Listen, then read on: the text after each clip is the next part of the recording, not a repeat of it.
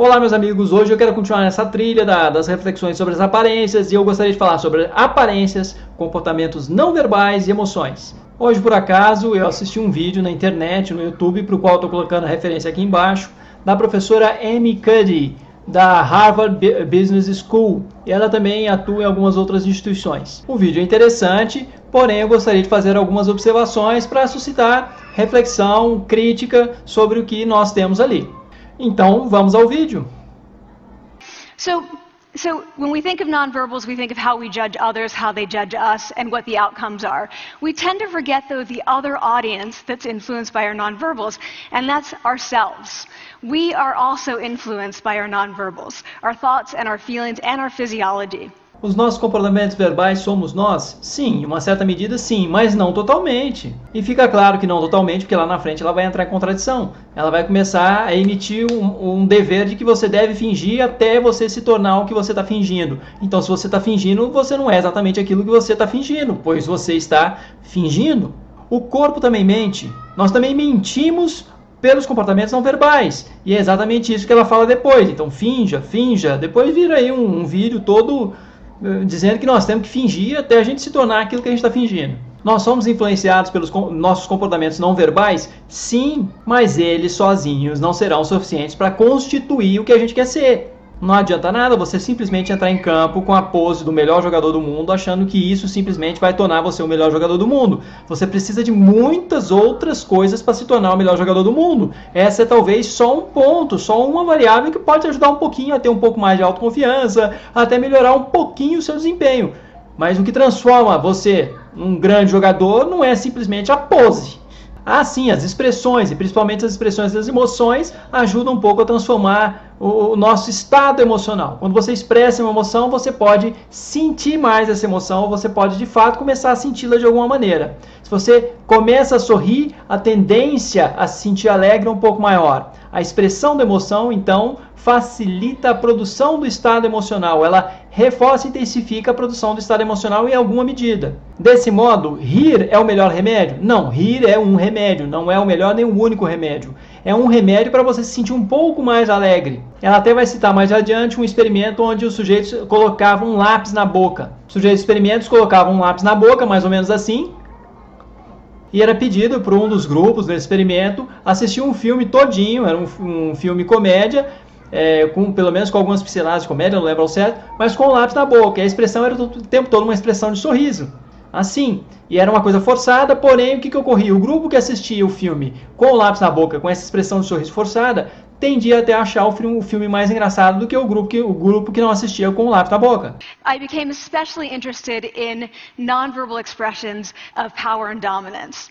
And what are nonverbal expressions of power and dominance? Well, this is what they are. So in the animal kingdom, they are about expanding. So you make yourself big, you stretch out, you take up space, you're basically opening up. It's about opening up. And this is true across the animal kingdom. It's not just limited to primates, and humans do the same thing. So they do this both when they have power sort of chronically, and also when they're feeling powerful in the moment. And this one is especially interesting because it really shows us how universal and old these expressions of power are. This expression, which is known as pride, Jessica Tracy has studied, she shows that people who are born with sight and people who are congenitally blind do this when they win at a physical competition. So when they cross the finish line and they've won, it doesn't matter if they've never seen anyone do it, they do this. So the arms up in the V, the chin is slightly lifted. What do we do when we feel powerless? We do exactly the opposite. We close up, we wrap ourselves up, we make ourselves small. We don't want to bump into the person next to us. So again, both animals and humans do the same thing. And this is what happens when you put together high and low power. So what we tend to do when it comes to power is that we complement the other's nonverbals. So if someone's being really powerful with us, we tend to make ourselves smaller. We don't mirror them, we do the opposite of them. E essa última figura é até muito engraçada, né? Porque você tem a mulher toda poderosa, com os bracinhos na cintura, assim, e o sujeito com os braços cruzados, como se ele tivesse um poder menor. Mas é engraçado, porque também existe uma coisa na vida chamada ironia.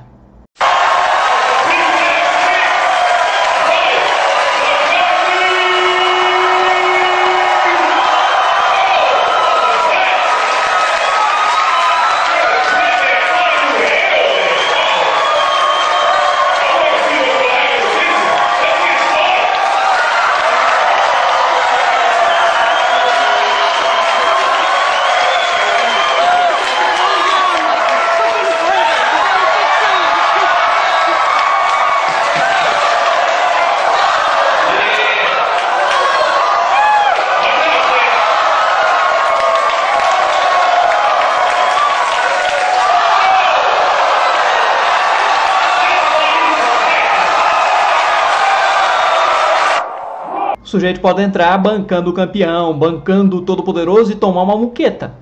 Convenhamos, só a pose não faz do sujeito poderoso, o campeão. Convenhamos. É o seguinte, é importante você ser firme? Claro, é importante, mas isso está restrito a alguns contextos. Contextos de avaliação, você está sendo avaliado, você está sendo testado. Nesse tipo de situação vai ajudar um pouco. Não dá para ganhar absolutamente tudo no grito. So, I'm watching this behavior in the classroom, and what do I notice? I notice that MBA students really exhibit the full range of power nonverbal. So you have people who are like caricatures of alphas, like really coming into the room. They get right into the middle of the room before class even starts, like they really want to occupy space. When they sit down, they're sort of spread out. They raise their hands like this. You have other people who are virtually collapsing when they come in. As soon as they come in, you see it. You see it on their faces and their bodies. And they sit in their chair and they make themselves tiny. And they go like this when they raise their hand. E aí levanta a mão, todo cheio de pose, todo cheio de firmeza, todo cheio de oratória, de retórica, e acaba falando merda. E aí? E ela fala em algum outro momento que boa parte da nota lá dos estudantes do MBA dela seria por participação, metade da nota. Isso é absurdo. Isso abre flancos para mise-en-scène, para o povo fazer cena e dar uma de poser o tempo todo. Você está criando o quê? Experts em fazer pose? Nossa, isso é muito americanoide pro meu gosto. Convenhamos, isso é sacanagem. Sacanagem às vezes com aquele estudante que tem um jeito um pouco mais discreto. Oratória é importante, retórica é importante. Sim, eu inclusive valorizo muito isso aqui nos vídeos. Mas não é o principal, não é a única coisa. É importante para aprender, envolver a atenção do ouvinte, para enfatizar, deixar alguns tópicos mais claros. Contudo, somente isso não basta. É óbvio que não basta. So it goes both ways. We know that our minds change our bodies, but is it also true that our bodies change our minds? E olha o dualismo aí, ó. Mente, corpo, essa divisão entre mente e corpo não se sustenta em mais área nenhuma da psicologia. A nossa mente muda o nosso corpo e nosso corpo muda a nossa mente. Isso hoje em dia não se sustenta. Para vocês entenderem melhor um pouco o que eu penso disso, ou como eu acho que tem uma teoria que é bem significativa em relação a isso, que é a teoria da análise do comportamento. O tempo todo nós temos interações com o mundo, e é isso que altera a nossa fisiologia, a maneira como as contingências estão dispostas, a maneira como nossas interações estão se dando. Esse é o ponto principal. O vídeo das causas da depressão está aí embaixo, dê uma olhada. O sujeito não está bebendo muita água porque tem sede. A ideia de causalidade interna é furada. Porque o que tem em termos internos já é efeito. Efeito do quê? Efeito das interações que você teve com o mundo. Você interage com o mundo e ele produz efeitos. Esses efeitos, inclusive, muitas vezes fisiológicos. O sujeito está bebendo muita água. Por quê? Não é porque tem sede. Se você tomar a sede como causa, você não vai resolver o problema nunca. Se você tomar estados internos como causa, você nunca vai resolver o problema. Por que está bebendo muita água? Ele pode estar com uma doença, um transtorno, ele pode estar muito tempo sem beber água, o tempo pode estar quente, ele pode estar comendo muita coisa com sal. É de fato quando você analisa as interações concretas que você chega a um resultado mais significativo. It seems that our nonverbals do govern how we think and feel about ourselves. So it's not just others, but it's also ourselves. Vixe, que tristeza, ela transformou o objeto de estudo dela na causa de tudo. Como se somente o feedback de seus próprios comportamentos não verbais iriam determinar tudo que você pensa a respeito de si mesmo. Aliás, tudo que você pensa e sente a respeito de si mesmo. Ela simplesmente desprezou, deixou pra lá a relação que a gente tem com outras pessoas, e principalmente pessoas significativas, a família, pessoas que a gente ama. Simplesmente o que as pessoas dizem pra gente na fala dela aí não serve pra nada. Então quer dizer, ela tá fazendo uma revolução, ela tá jogando simplesmente no lixo o que a psicologia do desenvolvimento diz, o que várias áreas aí estão dizendo, que o que vem das outras pessoas, a relação que nós temos com as outras pessoas, o como as outras pessoas nos gratificam pelo que a gente apresenta ou não, é o que vai constituindo em boa maneira o que a gente é, o que a gente sente, o que a gente pensa de nós mesmos. Depois ela vai falar dos experimentos que elas fizeram com pessoas posando de poderosas, durante 2 minutos, não durante uma entrevista, por exemplo, mas antes da entrevista. Antes da entrevista elas iriam para um local reservado e de alguma forma fariam poses de pessoas mais tranquilas, mais poderosas, e isso de alguma forma ajudava a alterar inclusive a questão hormonal nelas, testosterona, cortisol, e ajudava essas pessoas, por exemplo, a ter um melhor desempenho na entrevista. Depois, no final do vídeo, ela vai dizer que seria interessante as pessoas tomarem isso como uma dica, antes de irem para uma entrevista, para uma situação em que elas estão se sentindo ameaçadas, para uma apresentação de trabalho, seminário, uma apresentação oral, para elas fazerem em reservado um pouco essas poses de pessoas que têm mais poder e mais autoconfiança, que são poses com a mão na cintura, são poses assim, em que a pessoa de alguma forma está ali se expressando com maior poder. E bastando somente 2 minutos disso para elas poderem de alguma forma até ter um desempenho um pouco melhor nas entrevistas. Eu acho assim, cursos de oratória fazem muito isso.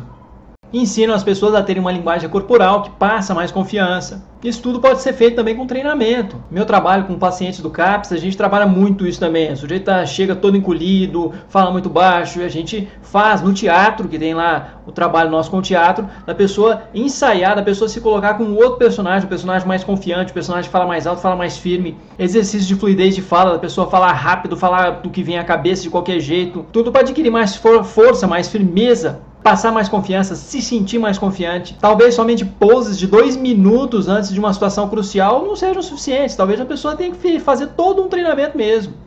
So we bring people into a lab and they do either high or low power poses again. They go through a very stressful job interview. It's 5 minutes long. They are being recorded, they're being judged also. And the judges are trained to give no nonverbal feedback. So they look like this. Like imagine this is the person interviewing you. So for 5 minutes, nothing. And this is worse than being heckled. People hate this. Tem muita situação de entrevista que os entrevistadores ficam dessa maneira mesmo, imóveis, sem nenhuma expressão de concordância, sem nenhuma expressão facial, sem nenhuma expressão que gratifique e que reforce o que você está fazendo. E você fica sem saber o que está acontecendo. E pior, dependendo da entrevista, dependendo da avaliação, você está sendo avaliado em alguma coisa que eles são doutores e são experts e têm anos de experiência e dominam muito mais do que você. Eu me dei conta disso em 2004, quando eu estava numa banca examinadora para concurso docente em Universidade Federal. Foi a primeira vez que eu tive uma avaliação desse tipo e não é nada fácil. Você está sendo ali avaliado por alguém que domina muito mais do que você o tema, e pode ocorrer de você sentir em vários momentos durante esse tipo de avaliação que você não está sabendo, está falando besteira. Então imagina, o que fazer numa situação dessa, em que você sente que você está pagando o maior mico do mundo e que está falando a maior besteira do mundo? Não tem jeito. Uma boa dica é manter a pose. Você está numa entrevista, vai falar, fala com a maior firmeza do mundo, mesmo que você esteja falando a maior besteira do mundo.